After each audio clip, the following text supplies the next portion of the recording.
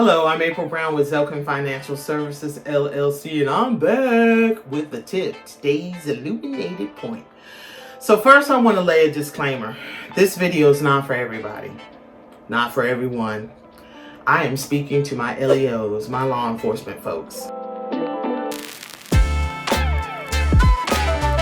So what I want to talk about is something different today. This stems from a conversation I had with a friend who recently got promoted to captain in his organization. He's been in the position for about a month, and we've been having conversations around the possibility of him getting the position, and now that he has it, what he should expect coming into the position, and the reality of what's going on without it being stated. So I call this the minefield of Politricks. Yes. So today's title is called The Politricks of Law Enforcement. And I'll go into it in terms of what I'm talking about. So what is the minefield of Politricks? That's really understanding the politics within your own organization, your department. You should know who the players are and what they're about. How do you fit in and where do you fit in at? Everybody ain't your people. I'm going to repeat this again. Everybody ain't your people. And what's most important to you is how do you traverse through this minefield of Politricks? This could make or break your career depending on, what you're trying to do. And, when you retire, are you going to be smiling or cussing the people that you work for? So this got me to thinking about my own career and how I handled the politics within my own organization when I retired from Durham Police Department, Bull City, baby. Shout out to Durham, North Carolina. Woo-hoo! So anyway, politics really happens when you move up the chain or as you're promoted. So when you're moving into command and executive command arena is what I kind of call it.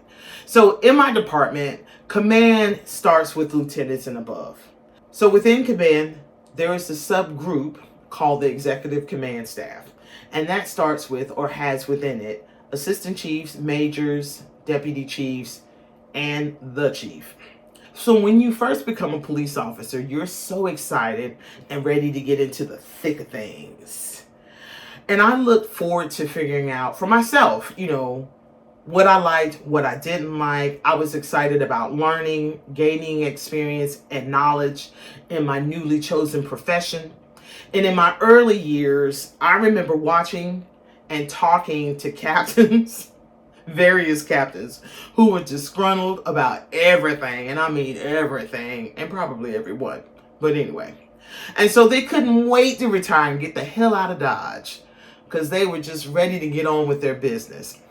And I remember thinking, I'm never going to be that way. That's never going to be me. I like what I do. So as I started to move up the chain within my organization, I had an opportunity to take a training with a gentleman called Dr. Jack Enter. And he was prior law enforcement, and he wrote a book called Challenging Law Enforcement Organizations, Proactive Leadership Strategies. The book is about why law enforcement managers fail to successfully impact their agencies. There were chapters on self-management, communication, motivation, and being more effective in your personal life. So there was a lot that I took from the class itself. I actually bought the book. I did and got it signed. And what I remember from the class was the discussion around the ups and downs of police officers' experience in their own careers. And how you handle what happens makes all the difference. And I enjoyed the class because I could actually relate to the book. There were a lot of things that he talked about that I was like, oh my God, yeah, that makes so much sense. I didn't understand why that was happening. So I enjoyed the book, and I actually enjoyed the class. So with that said, when I look at the context of the book, one captain in mind, or in particular, comes to mind for me. He was actually my captain. And I remember just thinking, woo, he is having a rough time towards the end of his career. And I would see him in a substation, and he would look so damn dejected. And I was like, damn. And I remember telling him one day, I hope and I do mean this with all seriousness, I hope I never experience what the hell you're experiencing or going through, because I don't want to be that person. And I just remember in the end when he retired, he hated everything and damn near almost everyone. And then I became a captain and I understood. As I neared the end of my own career, there was a rap song by Big Sean called I Don't Fuck With You, which was very popular at the time. And the first time I heard that song, it spoke to me because that's where I was within my own department. And I was a lieutenant at the time. And I was like, you know what? Really? And I remember putting that song on my cell phone as my ringtone. Yes, I did, people. I had it as my ringtone. So one day I'm sitting in my captain's office and we're having a conversation and my phone rings. And he goes, I take the call, and then after I get off the phone call, he goes, April. I said, yes. He said, is that song your ringtone? And I was like, yeah, it is. Why? He was like, Brown. No, that can't be your ringtone. And I was like, it's my phone. And in my mind, I was like, you can't tell me what the hell to do with my damn phone. The hell is wrong with you? I didn't say that, people. I was more respectful. Then, you know. But thank God for Captain D.C. Allen. He's retired now. And if he watches this, bless your heart, honey. Thank you for putting up with my shenanigans. I really appreciate you. And I just remember us having this conversation where he gave me this whole song and dance about why this should not be my ringtone.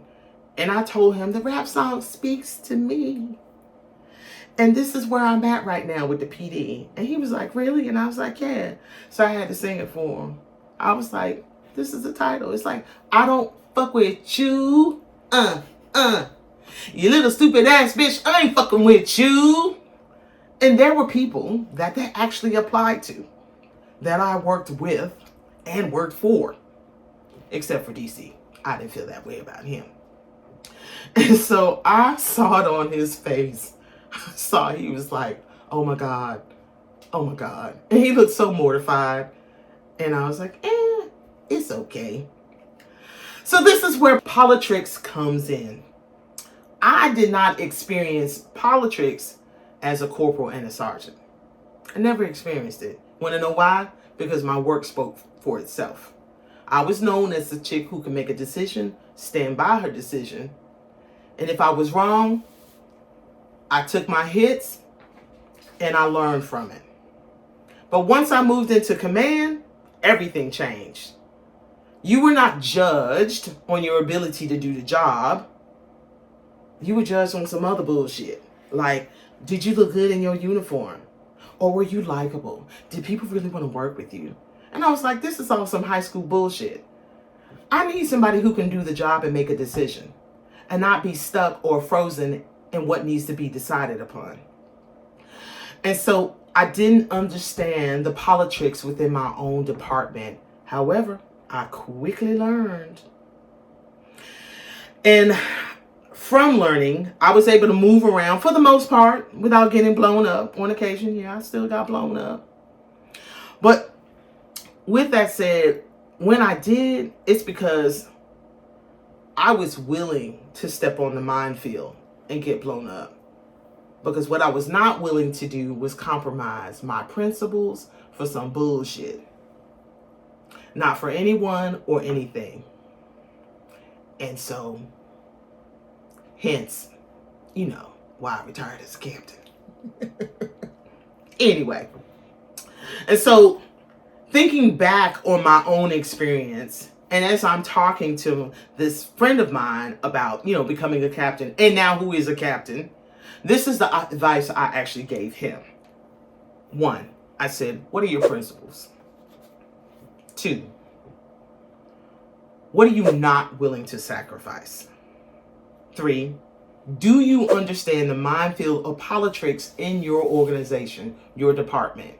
And 4, How do you plan to traverse the minefield of politics in your department? Because that's really important, people, in the scheme of things. Like, if you can answer those 4 questions, that's what's going to help you along.